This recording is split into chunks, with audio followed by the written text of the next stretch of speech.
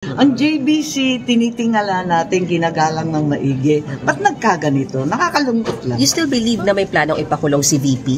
Sigurado ako. Kung hindi makakalusot yung impeachment, nako ha, yung plan B, diretso na tayo sa plan C. Planchado na ang lahat.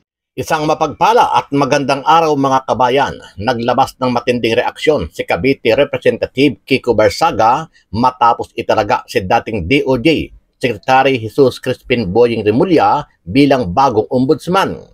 Sa isang Facebook post, sinabi ni Barsaga na dahil sa bagong posisyon ni Remulla, magiging malaya raw ang administrasyon ni Pangulong Bongbong Marcos Jr. na ipakulong ang mga kalaban ni dating Speaker Martin Romualdez kabilang sina Marcoleta, Cayetano at Chanco.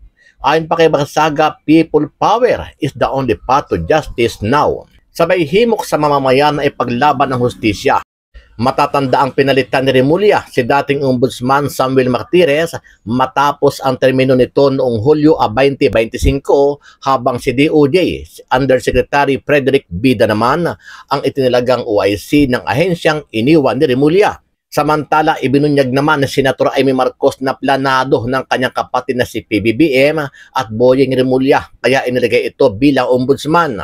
Matatandaan na sinampahan ni Senator Amy Marcos ng kaso sa ombudsman itong si Remulla dahil sa di umano ay pagkidnap nito kay dating Pangulong Duterte.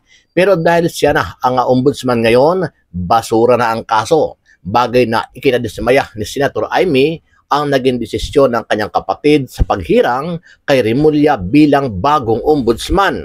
Kung hindi makakalusot yung impeachment, nako ha, yung plan B, diretso na tayo sa plan C. Planchado na ang lahat. Nauna nang inihayag ni Senador Amy na bahagi ang lahat ng ito ng plano para pabagsakin at mawala ang mga Duterte sa 2028 elections. Ayon pa sa mambabatas, inasahan niya na rin ang pagtatalaga ng Justice Secretary sa Ombudsman. Ito ay matapos ang sobraan niyang bilis na pagdidismiss ng iba't ibang kaso sa ahensya. Kabilang dito ang last-minute na clearance na kaso na inihain ng senador sa Ombudsman laban kay Remulla at iba pang opisyal. Kaugnay ito ng pag-aresto kay dating Pangulong Rodrigo Duterte papunta sa International Criminal Court o ICC. Kasi nakikita ko na may dalawang kandidato na talaga hindi sinundan yung mga regulasyon, ano. Biglang last minute, naka-produce kahit may disbarment case, kahit may ombudsman cases. Saka naman nakarinig ng ganun. First time naman yan. Ang JBC, tinitingala natin ginagalang ng maigi. Ba't nagkaganito? Nakakalungkot lang. You still believe na may planong ipakulong si VP? Sigurado ako. Ano ang masasabi mo dito kabayan? Sang-ayon ba kayo na maging ombudsman itong si dating DOJ Secretary Boying Remulla? Sama-sama nating panuorin ang buong video at pakicomment nyo po ang inyong mga reaksyon at sariling opinion. Pero bago yan, sa mga hindi pa po nakasubscribe sa ating channel na Kabayan News PH, pakipindot po ang subscribe button at pakiclick na rin ang notification bell para lagi kayong updated sa mga bagong upload natin na legit at napapanahong balita. Maraming pong salamat. Itinalaga ni Pangulong Ferdinand Marcos Jr. si Justice Secretary Jesus Crispin Boying Remulla bilang bagong ombudsman kapalit ni Samuel Martires na nagretiro nitong Hulyo. Ayon sa Malacanang, inaasahang ipatutupad ni Remulla ang transparency at pagpapatibay ng mga anti-corruption measures ng administrasyon. Iginiit ng Presidential Communications Office na dumaan sa masusing proseso ng Judicial and Bar Council ang pagkakapili kay Remulla. Remember, there's always a process and a very stringent process required under our constitution, and then Secretary Remulla went through that process, no, and he was vetted by the JBC and appointed by the President. Tiniyak ni Crispin Remulla na isusulong niya ang transparency at accountability sa kanyang bagong posisyon bilang ombudsman. Ayon kay Remulla, hindi magiging kasangkapan sa politika ang opisina ng ombudsman at titiyaking walang sisinuhin sa pagpapatupad ng hustisya. Bilin umano sa kanya ng Pangulo ang pagpapatatag ng tiwala ng publiko sa pamamagitan ng bukas at tapat na pamamalakad. Plano rin niyang pabilisin ang proseso ng mga kaso lalo na ang may kinalaman sa flood control projects at tiyaking matibay ang ebidensya bago isampa para hindi ito mabasura.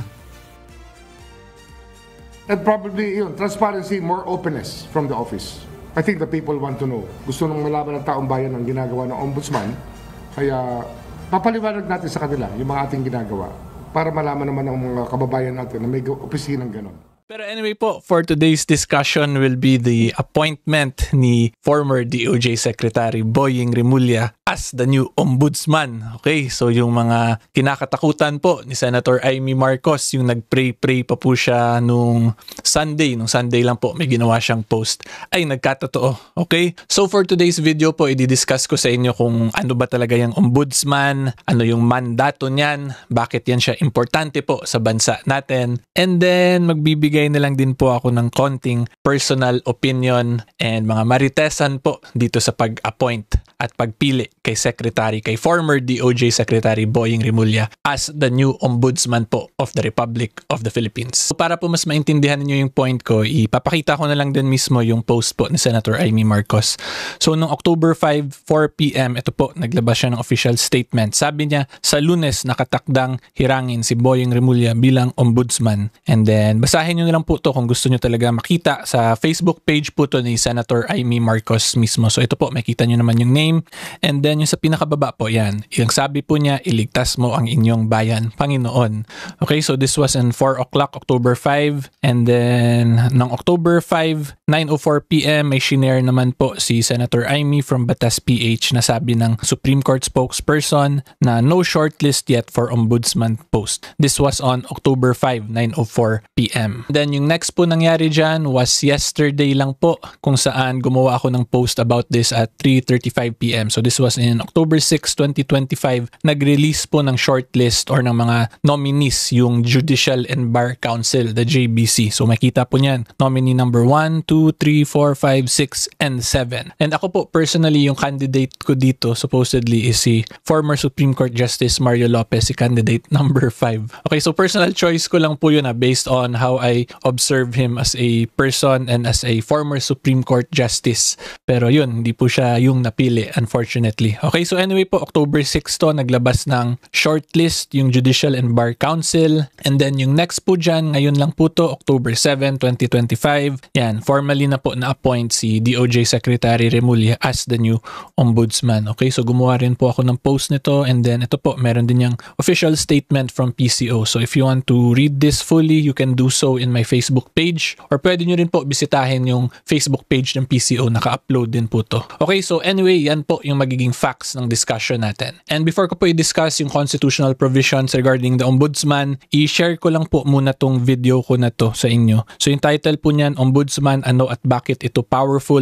So yung gagawin ko po kasi in this video, papadaanan ko na lang yung constitutional provisions. Pero if you want a specific detail kung ano yung mga pwede gawin ng ombudsman in relation to the issue po na nakalagay dito na pag si Sec Remulla maging ombudsman, ipapakulong daw si VP Sara according to Senator Amy Marcos. So kung gusto nyo po masagot yung question na yan, dito po yan and explain ko yan sa video na to. Okay? Kasi for today po, ang gagawin lang natin is more on general discussions lang about the ombudsman and yung mga personal expectations or observations ko kay Secretary Remulla as the new ombudsman. Okay? So hopefully klaro po yan. So yung ombudsman po, para maintindihan nyo talaga kung bakit yan siya powerful, is number 1, that is a constitutionally created office or position po yan. So under our 1987 Constitution of the Republic of the Philippines, may kita po natin yan sa Article 11, Accountability of Public Officers. This is the same provision po regarding the impeachment proceedings, the same article. So of course, yung una niyan, public office, public trust, and then ito na yung mga impeachment, so on and so forth. Pero bababa lang po tayo niyan sa baba, may kita natin yung mga provisions regarding unang-una, itong sa Section 4 is the Sandigan Bayan, and then Section 5 naman po, hereby created the independent office of the Ombudsman. Okay? So again po, if you want more detailed discussion about this as to the qualifications, so on and so forth, and then the powers, the specific powers po ng ombudsman kung saan pwede po maapektuhan ng isang political candidate, you can watch po the other video. Pero for today, general discussion na lang po tayo. So again, Section 4, dito po natin makita yung creation ng Sandigan Bayan, and then Section 5 po, the creation naman of the independent office of the Ombudsman. So una-una po yung kailangan natin i-take note talaga dito, independent office po of the Ombudsman yung nakalagay. Meaning, hindi po yan siya under either ng judiciary, ng executive, or ng legislative branch ng government natin. Therefore, he is an independent officer po. Okay? So may sariling isip po dapat siya and wala siya dapat loyalty, may it be sa judiciary, legislative, or executive branch ng government natin. Yan po yung essence ng pagiging ombudsman. And the reason kung bakit importante po itong pagiging independent office ng ombudsman is because po of Section 12. So sa Section 12 po, dito natin makikita ang nakalagay talaga dito, the ombudsman and his deputies as protectors of the people. Diba? In other words po, yung ombudsman yung magiging sumbungan ng tao in relation to the abusive actions or the graft and corruption actions po ng mga public officers natin. Diba? So kung makita po nyo dito, nakalagay shall act promptly on complaints filed in any form or manner against public officials or employees of the government and shall in appropriate cases notify the complainants of the action taken and the result thereof. Again, ang ombudsman po, ang trabaho niyan in summary is the protectors of the people. So sumbungan po yan ng taong bayan in relation to abusive and corrupt actions po ng mga public officers natin. Okay? Masasagot ko lang po dyan, at present, it would appear na qualified po si Secretary Boying Remulla as the new ombudsman kasi nakasama po siya dun sa shortlist ng Judicial and Bar Council, and then ngayon na-appoint na siya, na-officially appoint na po talaga siya as the new ombudsman. So because of that, papasok na ngayon yung principle of presumption of regularity ng mga government actions or functions po, di ba? So again, presumed regular po yung appointment kay ombudsman, kay new ombudsman Remulla. Medyo kakaiba pa po yung feeling pag tawagin kong ombudsman Remulla. Okay, so again, currently at present po, there is a presumption of regularity as to his qualifications kasi nakasama po siya sa Judicial Bar and Council until he was eventually appointed by PBBM. Okay? Next question na lang po dyan is kung paano questionin yung qualifications niya kung may gusto man mag-question. Kasi di ba may mga final pa namang cases si Mayor Baste against him, pero despite that nakakuha po siya ng ombudsman clearance, and then yun nga hanggang na-appoint na siya ngayon. So kung meron pong gusto mag-question sa kanya as to his qualifications, ang proper procedure po dyan yung tinatawag na quo warranto proceeding. Okay? So in summary po, yung quo warranto, ang ibig sabihin yan, tatanggalin po or yung layunin po ng quo warranto is tatanggalin po ang isang public officer from his office due to a defect in his or her qualifications, diba? So if an individual or a person believes merong defect sa qualifications ni Ombudsman Remulla, pwede po nila yan questionin via a quo warranto proceeding. Okay? Ito po yung ginawa dun kay former Justice Sereno of the Supreme Court, diba? At ang epekto po niyan pag natanggal po ang isang public officer via quo warranto, it is equivalent po or it is as if he or she was never appointed into that office. Diba? Like kay former Justice Sereno, nung natanggal po siya via quo warranto, hindi po siya considered as a former Chief Justice sa official records po dito sa bansa natin. Okay, so again, yan po yung isang remedy kung gusto questionin yung qualifications, and kung tingin naman po ng isang complainant or ng mga congressmen natin may ginawang violations sa Constitution po ang isang ombudsman during his or her tenure, pwede rin po via impeachment naman tanggalin po ang isang ombudsman. Yan po yung options. It's either via impeachment or quo warranto proceeding para po matanggal ang isang impeachable officer from his or her office like that of the ombudsman. Okay? Well, matagal po ang naging kumbaga karanasan ni Ombudsman Remulla sa gobyerno, pero ang kabuuan po ng kanyang karera bilang isang tagapagtrabaho sa gobyerno ay bilang isang politiko. Siya po ay, kung nakamali, 4 o 5 terms na congressman dyan sa kanyang distrito sa Cavite. Minsan lang po siyang natalo nung siya ay nagtangkang tumakbong kongresista sa Tagaytay at natalo siya ng mga Tolentino. Pero otherwise, malinis na malinis pa ang record niya, walang pagkakatalo, naging bukal po yan, naging kongresista, at naging Department of Justice Secretary. At ngayon, natalaga na po siya bilang ombudsman. Well, as expected, marami pong mga supporters, gaya natin, ng mga Duterte, ang nangangamba na baka magamit na naman ni Secretary Remulla ang opisina ng ombudsman para lalo pang gipitin ng mga Duterte at ang kanilang mga kaalyado, kasama na po ako doon. Talaga naman pong yan ay isang valid concern. Dahil alam naman natin kung ganong makapangyarihan ang isang ombudsman.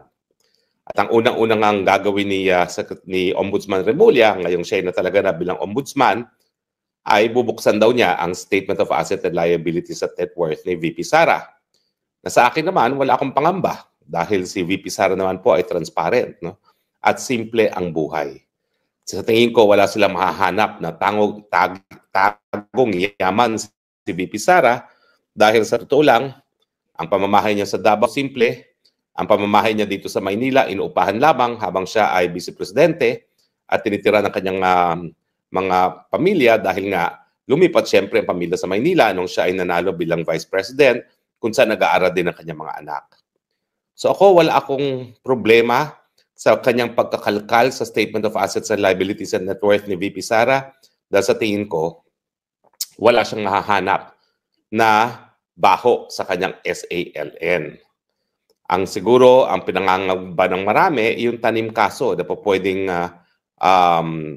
itanim labang kay VP Sara, lalong-lalo na yung may kaugnayan sa confidential funds to 125.